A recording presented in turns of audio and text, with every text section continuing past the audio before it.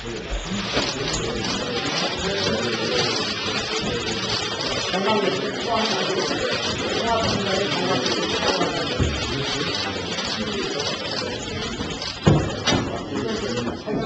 7차 최고위원 회의를 시작합니다. 먼저 김한길 대표의 발언이 있겠습니다. 예, 어제 새정치 민주연합회 창당 발의회를 가졌습니다. 공동창당준비위원장의 입장에서 다시 말씀드립니다. 어제 창당 발의는 국민의 삶을 변화시키기 위해서는 먼저 우리 자신부터 변해야 한다는 자기 확신의 다짐이었습니다. 어제 창당 발의는 역사의 수레바퀴를 거꾸로 되돌리며 이 땅의 민주주의를 무너뜨리고 있는 집권 세력에 대한 민주주의자들의 응답이었습니다. 어제 창당 발의는 고단한 삶의 변화 끝에서 희망을 잃어버린 국민들을 보면서 이제는 국민의 삶을 정치의 최우선 과제로 삼아야겠다는 민생 중심주의 정치 선언이었습니다. 어제의 창당 발의는 국민생활의 진중한 현상을 가로막는 사회경제적 양극화와 불평등을 극복하기 위한 경제민주화와 복지 선언이었습니다. 우리의 창당 발의는 어제의 좌절과 패배주의를 딛고 일어나서 마침내 2017년 정권 교체로 향하는 대장정의 출발 선언이었습니다. 국민은 이제 무엇이 새정치인지 무엇이 낡은 정치인지를 가려내서 엄중하게 선택하셔야 됩니다. 우리는 그동안 시대와 국민이 요청하는 변화를 제대로 담아내지 못했던 낡은 정치와 결별해야 합니다. 세계사적 조류와 국민의 다양한 요구에 제대로 대응하지 못했던 정치, 세계화의 구호에 취해서 사회경제적 양극화와 불평등을 외면했던 정치, 낡은 이념 대결과 지역갈등 구조를 휩쓸어 민중을 외면하고 공생해온 정치, 진영논리와 막말과 이전투구로 국민을 불안해하고 걱정하게 만들었던 정치, 사회통합과 민족통합의 역사적 책무를 등한시했던 정치, 우리 세계도 이런 낡은 정치에 물든 부분은 없었는지 스스로 뒤돌아보면서 과감하게 낡은 정치와의 결별을 선언하는 것입니다. 우리가 지향하는 사회는 지난 50년 우리나라의 산업화와 민주화를 성취했던 것처럼 훼손된 민주주의를 다시 회복하고 산업화와 민주화의 과실을 우리 모두가 고르게 누리는 사회입니다. 지난 50년 산업화와 민주화를 몇몇 사람의 공으로 돌려서는 안 된다고 생각합니다. 1960년대부터의 산업화를 가능하게 한 건 우리의 누민들을 포함한 국민들의 힘이었고 1980년대부터의 민주화를 가능케 하는 건 넥타이들을 포함한 시민의 힘이었습니다. 그분들의 땀과 피와 눈물로 이뤄낸 우리 모두의 성취 역할을 생각합니다. 이제 경제 민주화를 통한 경제 활성화로 우리 사회 구성은 누구나가 땀 흘린 만큼 잘 사는 사회, 우리 사회 구성원 누구나가 최소한의 인간적인 삶을 보장받는 복지국가를 우리가 실현해야 할 것입니다. 좌니, 우니, 중간에 하는 부분은 다분히 도식적입니다. 국민이 고루 흔히 잘 사는 길이라면 비단 그 길이 비단길이 아니라고 해도 험난한 가시밭길이라고 해도 우리는 기꺼이 그 길을 가야 할 것입니다. 우리는 민주주의를 지키는 데에 단호히 나설 것이고 국민의 먹고 사는 문제에 대해서는 능동적이고 적극적으로 정책을 주도해 갈 것입니다. 새민주연합의 출범으로 이제는 우리가 될 수 있습니다. 이제는 우리가 하기에 되겠습니다. 우리가 하나로 뭉치는 힘을 국민들께 보여드려야 합니다. 새정치민주연합의 창당 선언이 박근혜 정부 1년에 크게 실망한 국민들께 새로운 희망을 드렸기를 간절히 희망합니다. 또 하나, 우리가 새정치의 내용을 구체적으로 정리해달라고 부탁드린 당 밖에 새정치 비전위원회가 백승선 변호사를 위원장으로 뽑아서 열심히 논의를 진행 중이라고 합니다. 새정치 비전위원회의 논의 결과가 제시하는 새정치의 내용을 새정치민주연합이 적극 수용해서 반영할 것입니다. 이상입니다. 다음은 전병환 원내대표의 발언이 있겠습니다. 마침내 새정치민주연합이 희망의 세공을 알리는 짝을 띄웠습니다. 이제부터 시작입니다. 2000년 전통의 민주주의 세력과 새정치를 향한 미래 세력이 하나가 된 새정치민주연합은 국민의 기대가 꽃을 피우고 열매를 맺을 수 있도록 노력하고 전진할 것입니다. 새정치의 중심은 민생이고 약속 실천의 정치가 될 것입니다. 국정원 요원의 구속은 증거조작 사건의 몸통을 밝히는 신호탄이 되기를 기대를 합니다. 검찰은 법과 원칙에 따라 그리고 진실규명이라는 본부에 입각하여 이번 사건에 대해 지휘보완을 막론하고 성역 없이 철저히 수사해야 할 것입니다. 그간 국정원의 거짓말과 조직적 개입 의혹이 검찰 수사팀의 수사로 서서히 규명되고 있는 만큼 국정원은 이번 사건 수사에 적극 협조해야 할 것입니다. 행여 이번 검찰의 수사가 용두삼미식으로 흘러갈 경우 민주당은 상설특검 1호로 반드시 그 진실을 규명하겠다는 점을 분명히 설명하면서 검찰 수사의 정확한 진실 규명의 첫걸음은 대통령이 남재준 국정원장을 해임하는 것으로부터 출발한다는 점을 다시 한번 분명하고 확실하게 지적해 줍니다.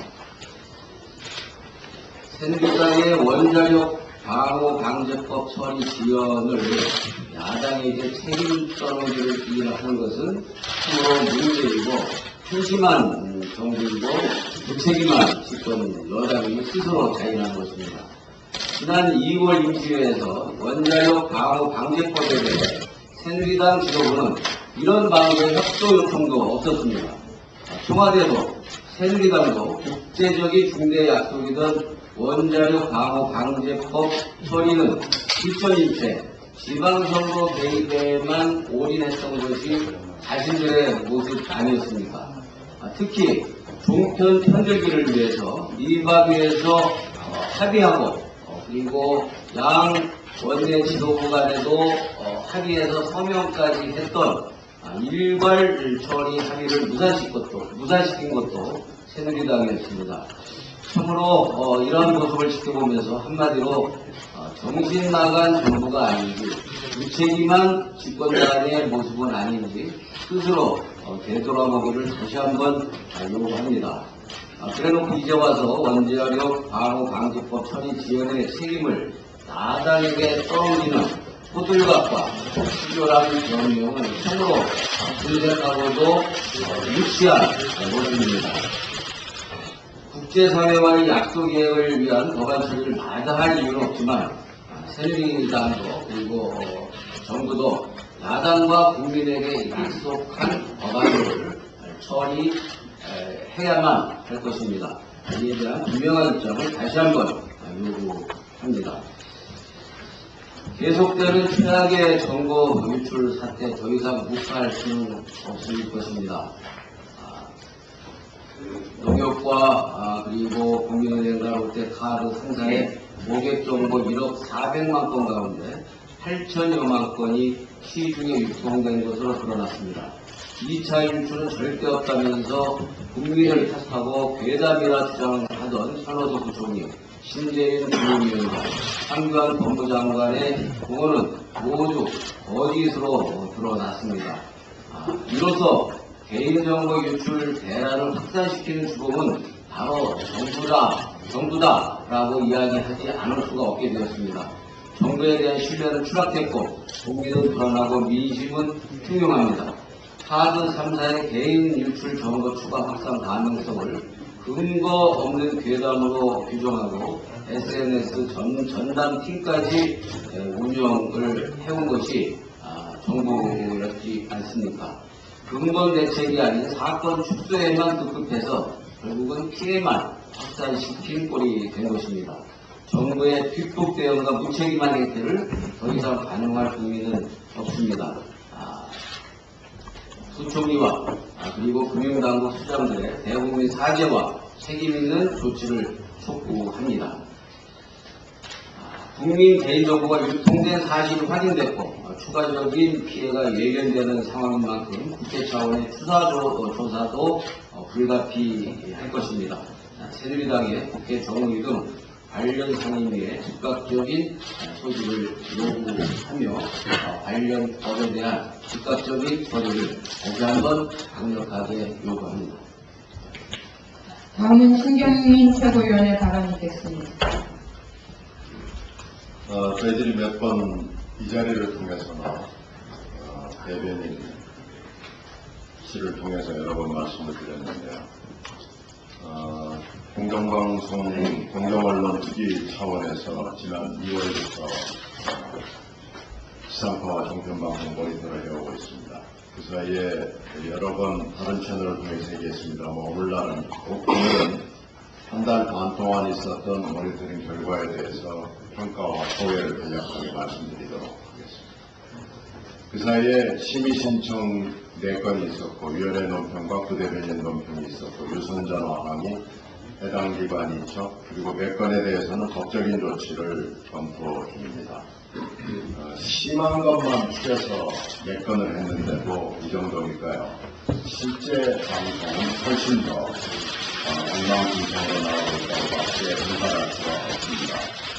2월 초에는 아무래도 재승인 문제가 부각되는 시점이어서 일부 종편들이 약간씩 자제하는 모습을 보였습니다만 3월 2일 야권의 창당 선언 이후에는 종편 지상파 할 것 없이 저주에 가까운 악의적인 매도가 있었고 이미 묵과할 수 없는 선을 넘어섰다고 판단해서 이 자리에서는 간략하게 말씀을 드리고 자세한 상황은 보도자료를 통해서 대변인실을 통해서 내보내도록 하겠습니다. 그중에 몇 가지만 정말로 이건 금메달감이다라고 생각되는 거 몇 가지만 이 자리에서 패널과 함께 설명을 해드리도록 하겠습니다. 먼저 채널 A 지난 7일 회동남마에서 얘기한 것을 소개해드리도록 하겠습니다.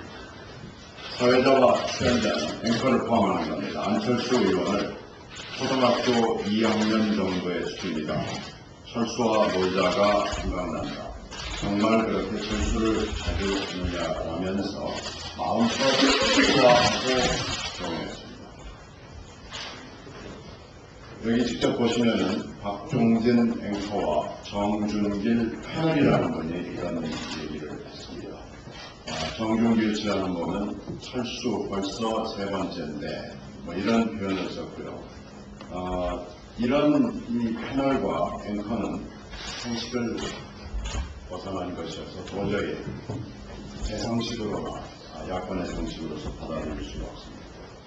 TV조선 11일 저격수다에서 진성호 패널은 잘 아시다시피 전직 의원이었고요. 기자 출신입니다. 이렇게 얘기했습니다. 이런 서민의 심정을 이해하지 못하고 옆에 폭탄주 마실 줄 아는 측근이라도 둬야죠. 그 정도 사람도 못 두면서 이게 새정치다 하고 패션마크를 달았습니다. 이건 좀 심합니다.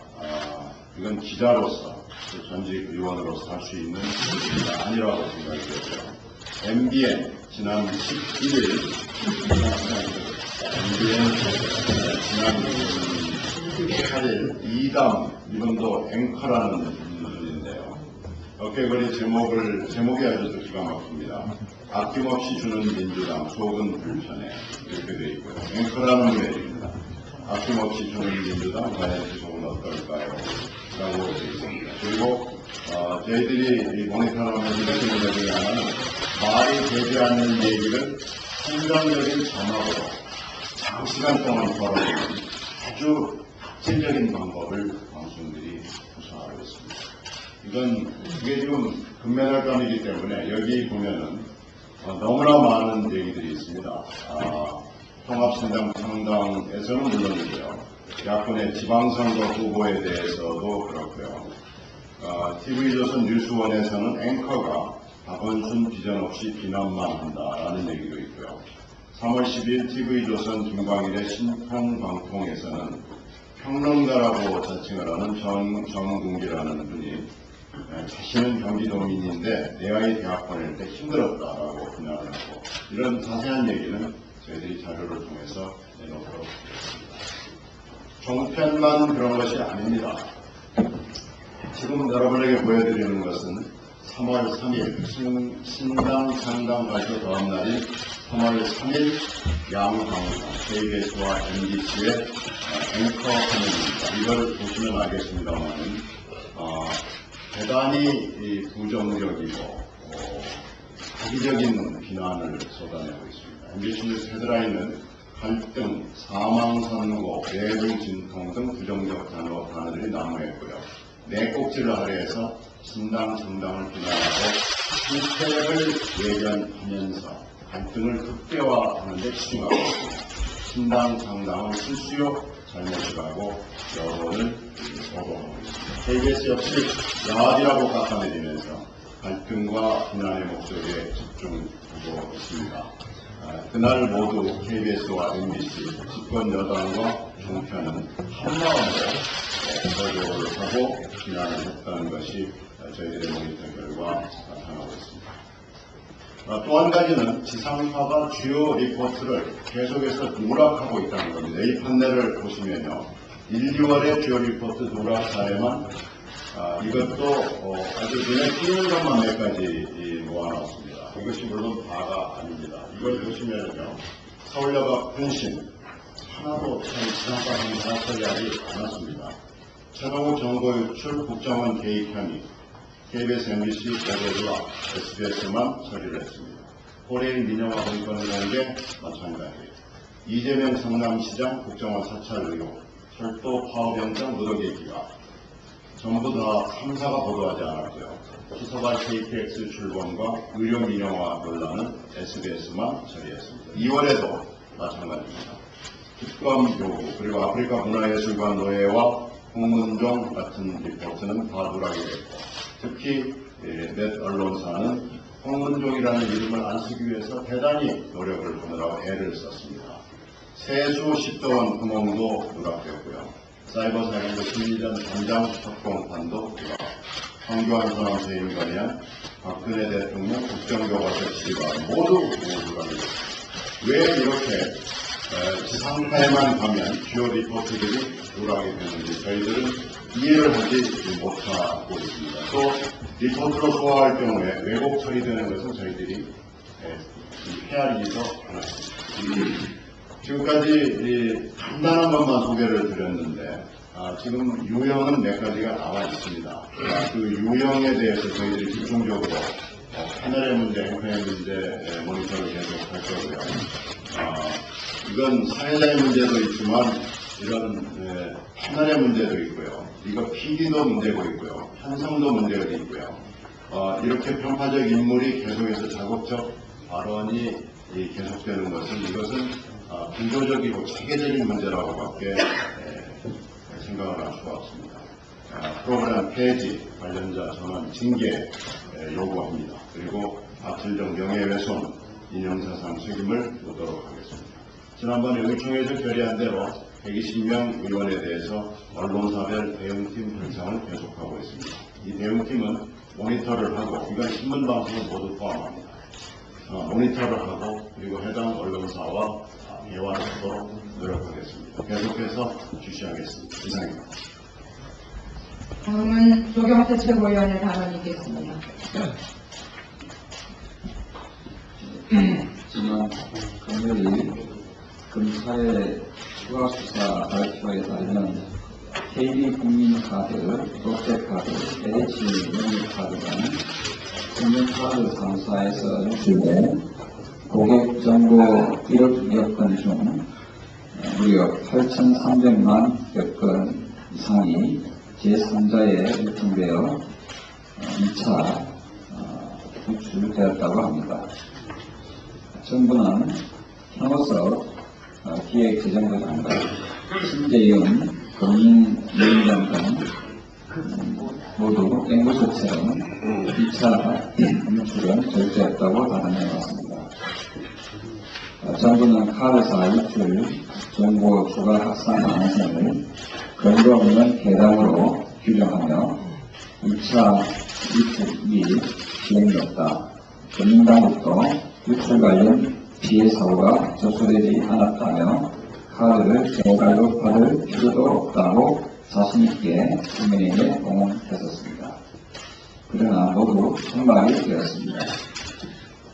더욱 충격적인 사실은 추가 고객 정보 유통 사실이 드러나기 전에 정부는 카드사의 유출 정보 추가 확산 가능성을 근거 없는 괴담으로 규정하고 온라인 매체, SNS 전단층을 구성해 적극되어 있던 것으로 드러나 충격을 주고 있습니다.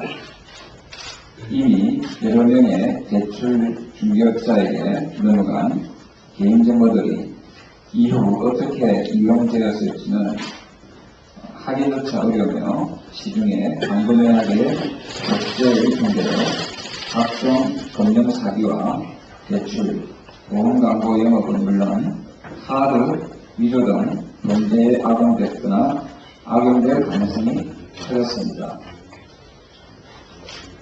정부와 금융당국은 왜 2차 유출은 절대 없다고 했는지 그 경위와 진상을 파악해 국민에게 소상히 밝히고 전반적 정보 유출의 종합적 재조사와 관련자 문책을 통한 분명한 책임을 져야 할 것입니다. 또한 정부가 2차 피해는 절대 없을 것이라는 것을 전제로 만들어 지난 10일 발표한 금융 분야 개인정보 유출 재발 방지 종합대책도 조속히 다시 만들어 국민들을 안심시켜야 할 것입니다. 이상입니다. 다음은 양승적 최고위원의 발언이 있겠습니다. 민생을 새로운 정책을 향한 역사적 대창조의 출발선언이 어디에 있었습니다.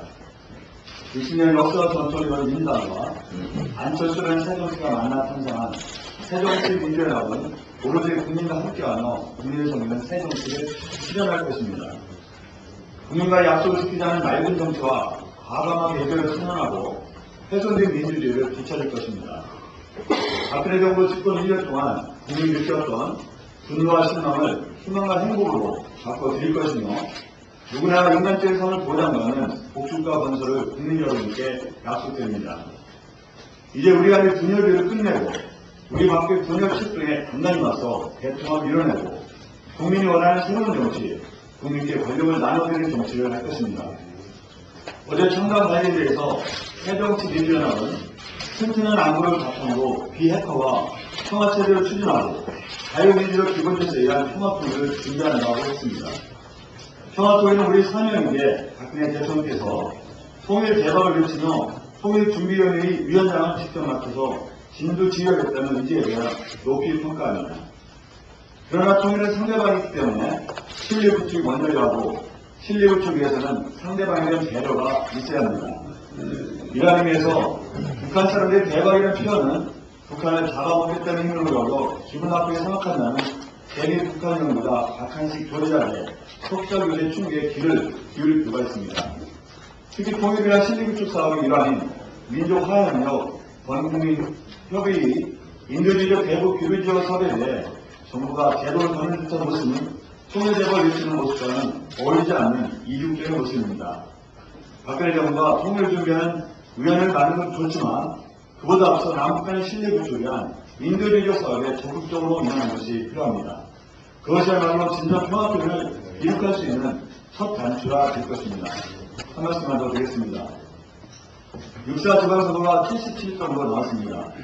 박근혜 대통령은 기초공천제 폐지 여부에 아직도 묵묵부답입니다. 기초공천제 폐지는 박근혜 후보님이 공약했습니다. 재정이 수반되는 것도 아닙니다. 왜 약속을 지키지 않는 것입니까? 순전히 당리 당략 때문이라고 고백하시는 것이 오히려 자연스럽다고 봅니다. 또한 박근혜 대통령은 65세 이상의 모든 어르신에게 월 20만 원씩 기초연금을 지급하였다고 약속을 했습니다. 지급 시기는 2013년부터 지급했다고 했습니다. 이미 약속을 파기한 것입니다. 이밖에 4대 중증이란 단가 분담금, 연수 작성권 한수, 군 복무기간 18개월 단축금, 공약배가 하나둘이 아닙니다. 박근혜 대통령에게 촉구드립니다. 돈도 안 되는 기초공제 폐지 약속을 지키십시오. 기초공제 폐지 약속만으로 현실적거리를 하게 하면 수많은 약속 파기와 함께 이 정권과 새누리당은 거짓말 정권, 거짓말 정당으로 영원히 기록될 것이며 현명하신 국민으로부터 무서운 엄중한 심판을 받을 것입니다. 이상입니다. 다음은 우원식 최고위원의 발언이 있겠습니다. 본격적인 참가를 선언한 새정치민주연합은 지금 앓고 기대한 기득권 세력과 큰 싸움을 벌여야 하는 어려운 환경 속에 있습니다. 새누리당은 여전히 국토나 환경을 파헤치고 부수는 식으로 대한민국을 이끌어갈 수 있다는 망상에서 헤어나지 못하고 있습니다. 당장 새누리당 서울시장 후보들의 낡은 주장만 놓고 봅시다. 지난 10년간 새누리당 서울시장들은 서울 전역을 파헤치고 다수 서민을 자신의 삶터에서 쫓아냈습니다. 사람까지 죽어나가는 식의 개발로 서울 시민들이 얼마나 고통을 받았습니까? 그럼에도 반성은커녕 또다시 부수고 내쫓겠다니 도대체 얼마나 많은 사람들을 잡으려고 이렇습니까? 또 한 명의 새누리당 후보는 자신들의 감사원조차 총체적 부실, 비리였다는 4대강 사업이 아직도 정당하다고 강변하고 있습니다. 이명박 정부 최장수 총리라면 총체적 부실, 비리 지적에 국민 앞에 사죄하고 조용히 뒷방으로 물러나는 게 도리 아닙니까? 이뿐입니까? 이명박 정부 5년은 본격적인 경제개발 이후로 최초의 실질임금 마이너스 시대를 만들어서 서민경제를 파탄을 냈습니다. 자격도 없는 후보가 또다시 서울시장이라니 해도 너무합니다. 새정치민주연합의 성패는 바로 이 낡은 세력과 근본적으로 다른 민생중심 정당으로 확고히 자리 잡는 데 달렸습니다. 국민의 한 사람이 실질적인 삶을 개선시키는 민생중심 노선을 확고히 해야 합니다. 개인의 성장이 공동체의 성장이 되고 그것이 국민경제 전체의 성장이 되는 수많은 구조를 만드는 노선이 민생노선이며 새정치민주연합의 성장 전략이 되어야 합니다. 불공정, 불평등의 등에 대해 가차없이 싸워서 정광석화처럼 해결해야 합니다. 절대 다수의 서민과 중산층의 양질의 일자리를 바탕으로 한 소득 증가 없이 추진하는 현 정부의 집값기 의회와 같은 남은 우리 경제의 잠재력마저 갉아먹는 나쁜 경제 전략을 막아내는 새정치민주연합은 실질 소득을 증가를 이끌어낼 미래 전략을 내세워야 하며 경제민주화는 그 길로 가는 조타수이어야 합니다.